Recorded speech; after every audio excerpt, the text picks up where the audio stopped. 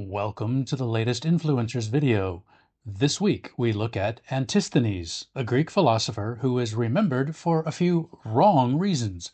One, he was mistakenly credited as the founder of the Cynic school, and two, he was a pupil of Socrates, points which came to be tied together centuries later for the purposes of Stoic propaganda.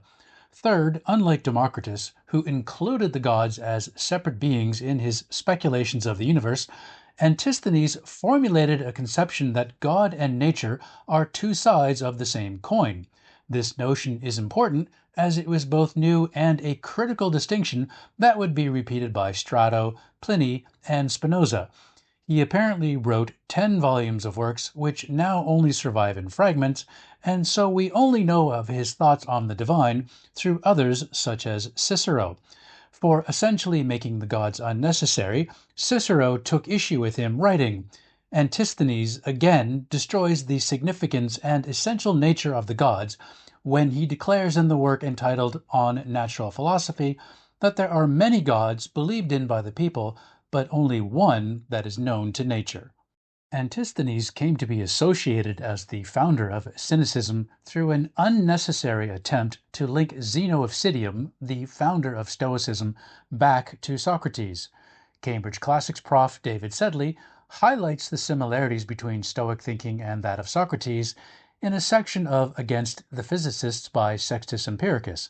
In one paragraph, Sextus cites a section from Memorabilia by Xenophon verbatim, which Sedley notes was held as canon by the Stoics. Further, Sextus repeats arguments put forward in Timaeus by Plato, which Sedley calls the Ultimate Creationist Manifesto, a book vital to Stoic cosmology, and that was a large part of the curriculum at Plato's Academy. The Socratic succession, as documented by Diogenes Laertius and others, is given as Socrates, Antisthenes, Diogenes of Sinope, and Crates of Thebes to Zeno, and it was considered true for centuries. Professor of Latin and History Donald Dudley notes that the Stoics recognized that Zeno credited the Cynics, through Crates, with teaching Zeno his system of ethics. While Zeno's moral ethic descended from Socrates via the Cynics, Zeno derived his Stoic conception of the gods from Polemo, the third head of Plato's Academy. Therefore, the need to create this artificial succession was redundant, given the ties Zeno already had to Socrates through Polemo. Dudley asserts that the succession of philosophical thinkers was created as a means to convey added respect to Zeno. Diogenes of Sinope, the teacher of Crates, was considered one of the Stoic saints, along with others in the succession, and so a link needed to be made through Diogenes because of the impact his moral ethics had on the later Stoic school that developed.